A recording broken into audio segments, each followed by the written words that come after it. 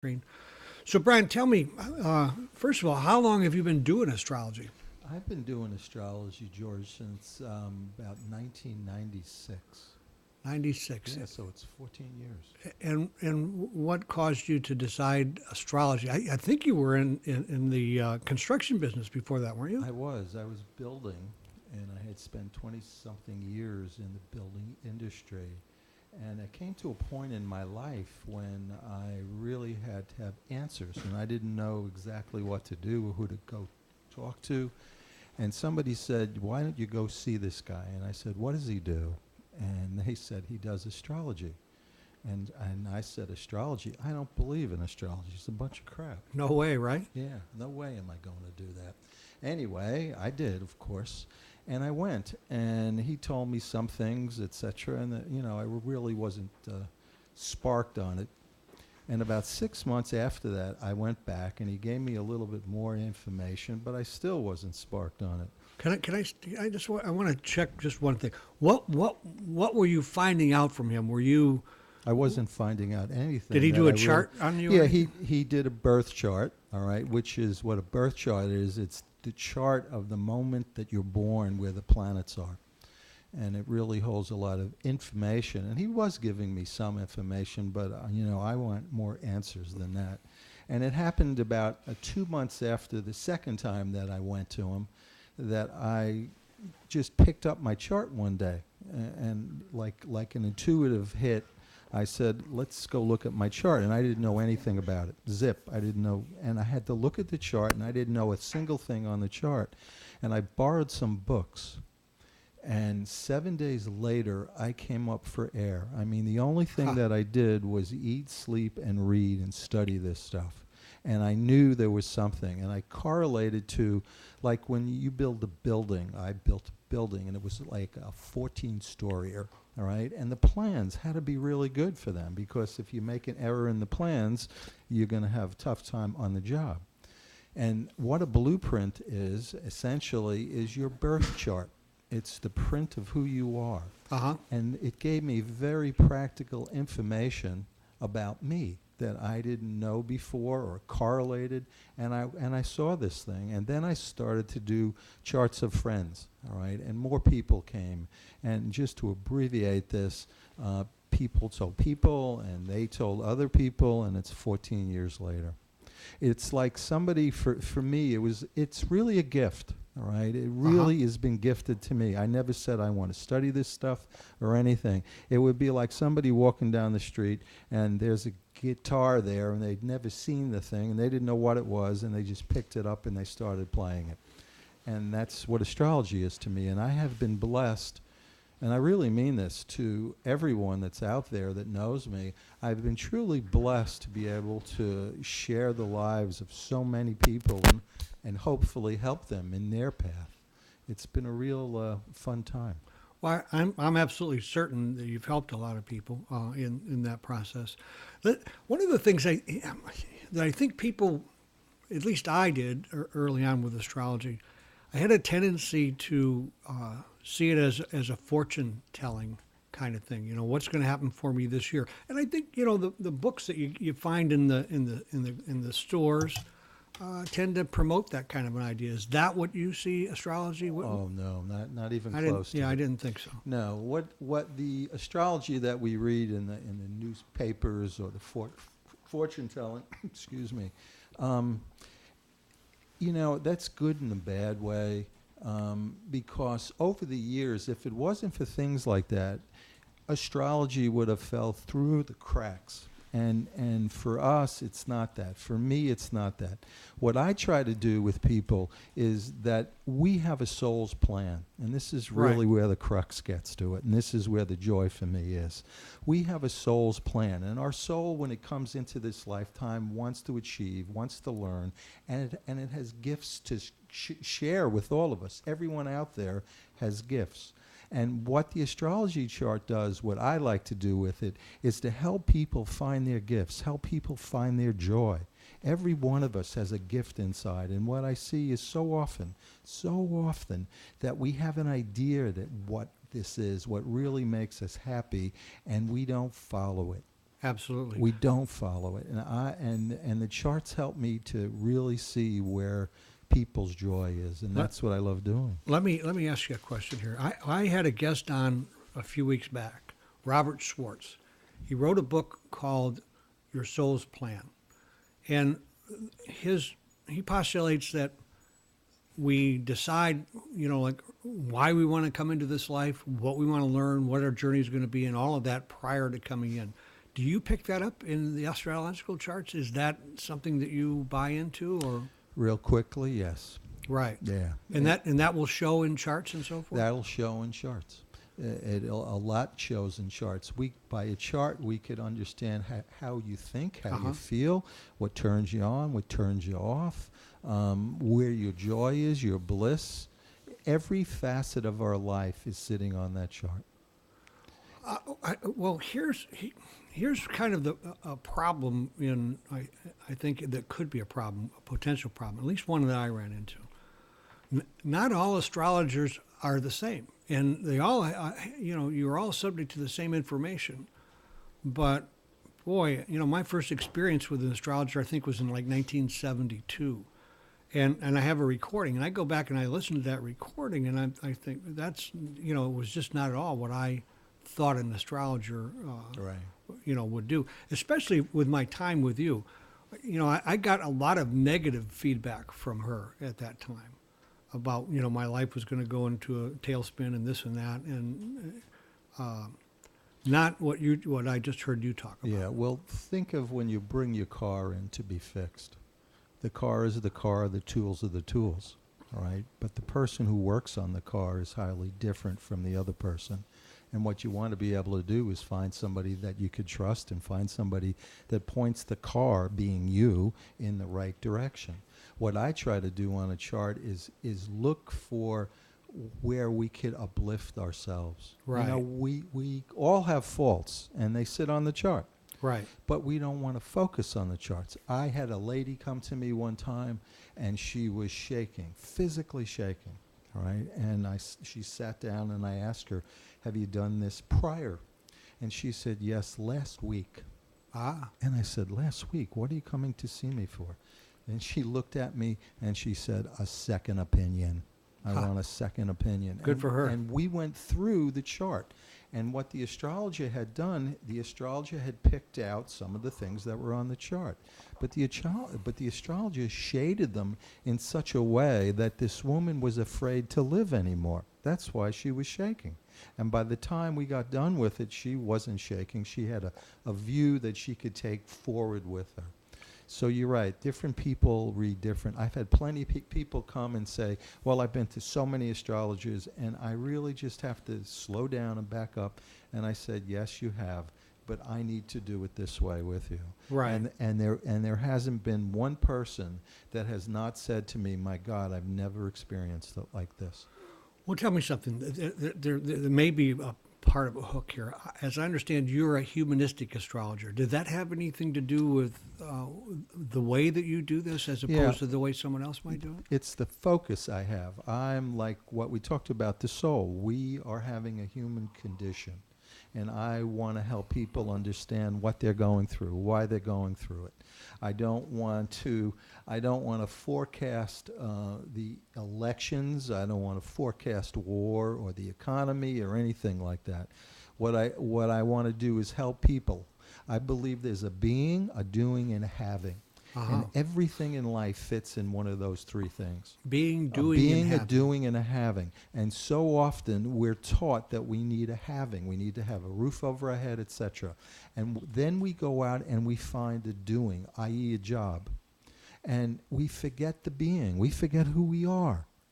And by understanding who we are, then we find the beingness within us, and we understand how to express it. And then we have the having. So we get too focused on what's in it for me. We get too focused on the having and the doing, and Right. we forget the being. It's like an orange tree trying to give apples. The one thing I know for sure, because I know you personally, is that, like that astrology is not going to make you wealthy. Right. So I know that you're not in this for the money. So why do you do astrology? What's the kick? What? You'd have to see my chart. This is my joy. This is my bliss. This is my soul's journey. I Yes, understand I that. could make a whole lot more money going back to what I did. All right. I have been blessed. I've said that earlier, that I've been doing this for 14 years. And for some reason, how, manner, shape, I have done it for 14 years, and I haven't had to go get a job or do anything else. I've had help along the way. It's been really good, right? But we went to a party one night, and a guy asked me, "What do you do?" And I said, "I am an astrologer." And he says, "Is that all you do?" And he said, "Yes." And I said yes to him. And he looked at me and he says, "You must be damn good." He says, "'Cause I do it, and I don't know anybody that can live on it." Really? So I've been blessed. I mean, there are. He didn't know anyone, Right. but there are folks. Yeah, Well, there this are- is my bliss. Listen, if I had a gazillion bucks right now, all right, I'd still be doing charts for people. So another thing I'm curious about is, the humanistic thing? Did we get a good definition of a humanistic astrologer? Let's make it, and we could define it this way: the humanistic astrologer, moi, Right. all right, helps people understand their human condition. Okay. All right. Okay, that makes sense. I have another question, and this is for my own reasons, and and about anything that you do, there's always that little wedge, that causes for self doubt and for doubt with whatever the project is. We've got Vedic astrology, and we've got Western astrology.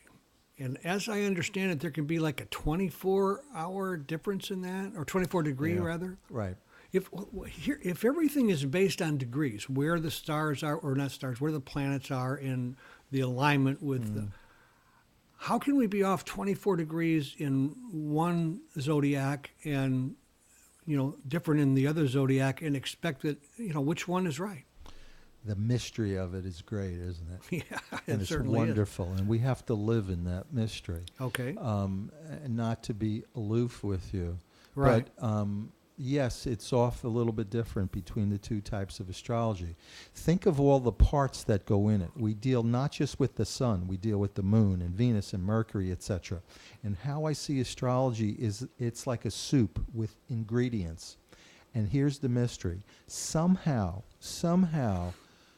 the ingredients, whether it's Vedic or Western, make the same soup.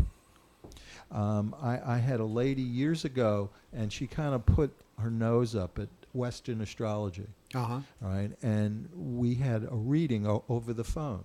All right, and by the time we got done, and she was a Vedic fan, and I'm not a fan of Vedic. I just don't know it. I mean, Right. it's a different language. It's a different mindset too, isn't it? It's a different. Well, they focus on prediction, Right. not on what I do. By the time I got done with this lady, she was out west. She invited me out there to teach in all her stores. All right. So evidently, she got something from me that she didn't get from any other Vedic astrologer.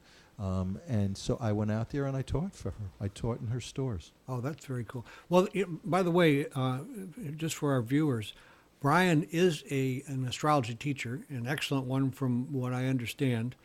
And Brian, do you do that online, or you do it by phone, or how do you do? Is it Well, how I teach astrology up until now has been classrooms. I mean, Right. class with people in different places. But you and I have been talking about doing it online, haven't Right. we?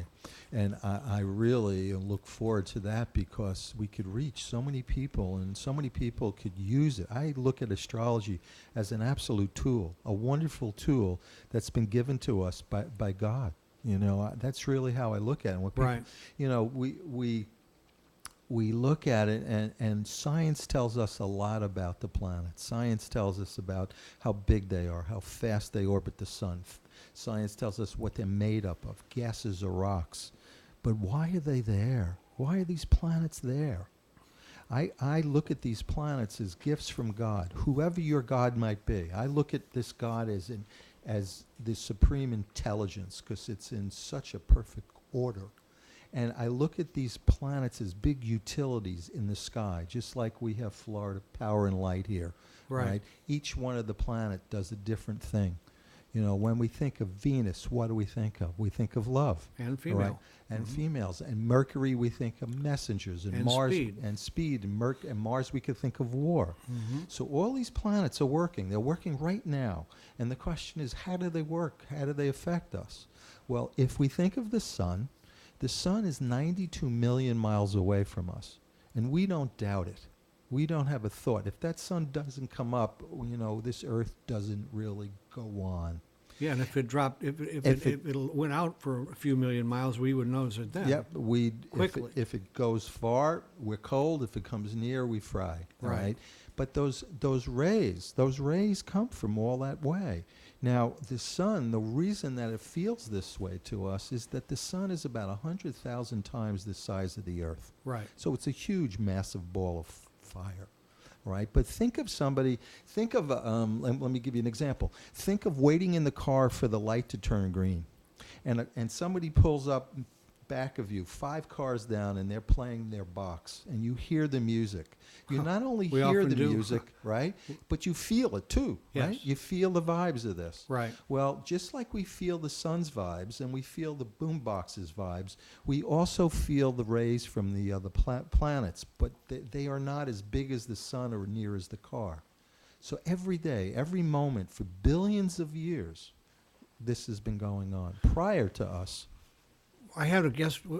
Tom? Was it last week we had Erica Boersma? yes, Yeah, we had Erica Boersma last week, and their whole thing is about vibrations, which really fits with what you're talking about. absolutely. What's interesting is the guests that we've had, pretty much all of them dovetail, and you know they'll have a whole different discipline, but what you're saying and what they're saying really fits together, and it just gives real credibility to all of this. Well, let me throw something back at you right now. Sure. The reason that they all dovetail is you, right? This program, the other ones that you've had, what you're doing, I have to applaud you. I really do. You're at the cutting edge of technology doing what you're doing, but George, your soul is here first, right? And I really applaud what you're doing, because I think it's going to change people's lives all over the planet, all right? And without you doing what you're doing, I don't know how the word's going to get out that much. So I really thank you, not just for me, but for everybody. Thanks, Brian. Brian is going to be doing a weekly show, and if you caught a couple of weeks ago, we had Leanne Moody on, and Leanne talks with dead people, and really contacts your higher self in a way that, you know, that we really can't ourselves. I had a session with her a few days ago, and she's marvelous. And she'll be having a show also. It's going to be on Thursday evenings. They're back-to-back shows, and I will be sending you out information on when and where to come to watch them. I'm really looking forward. It should be a great show. Why don't we do this, Brian? Why don't we kind of let's take a break and let's bring some people in. How about getting our first guest on the line there? We've got a few people lined up who want mini readings, and we could sit here and talk about how good you are all night, and I don't think we would get it quite as much as seeing it in action. What do you think? Let's go. All right, cool. And while Tom is bringing our first guest on, I have another question for you on books. Do you recommend that someone who gets a reading from you do some supplemental reading on it? No, not really. They don't have to do that. Pretty much, it's a one package deal. And yeah, they're coming for who they are. They're not. People are interested in astrology to a point, but they're interested in themselves first, right? And to try to understand yourself and astrology at the same time is a chore. Right. Yeah. You know, I would recommend. Speaking of that, how do you reconcile that? How does it work for you? I mean, you can read your chart, but you still have to have some biases, and does that get a little conflicting? My chart, you mean, when I read mine? Yeah. Oh, sure. There's bias all the time in that thing, and you have hopes. And what I've learned through time is to kind of separate the bias from what's going on. You could always tell what's real because it's looking at you at life, looking right back at you. Life gives us exactly who we are. And pretty quickly. And pretty quickly sometimes. And so by looking at my chart, I could say, wow, I'm doing well off the chart, or I could make some adjustments going on here. Right. I would think the problem is if you're looking, to see where the areas that you can improve your career or your money situation or your relationship situation, that could get a little testy. With me, you're talking about? Yeah. With mine? Yeah. Um, I'm doing it. Yeah. Let me tell you why I'm involved with the tarot cards for a while. It's like yeah. trying to read your own tarot cards. It's like, No, actually, it's a little easier. is it easier? Yeah, it's easier because it's giving you facts. The cards we're subject to more of an ethereal point of view. We bring in a lot of energy, but when Saturn is sitting on your sun or sitting on your moon, you know what you're going through, and you know what you're giving it. Right now, I have a transit going on where Saturn is sitting on my moon, squaring my sun, while Pluto is sitting on my sun, squaring my moon, while Mars is sitting on Pluto. So Did everybody out there get that? That's a different language. What Hold on to that astrology one. is really a language, and that's what I just gave you a part of. That information to an astrologer, they would just shake their head. Right. Because there's a ton of things going on within me right now, and I sit here, and this is all part of what's going on. So it's really great. I hear that. I understand.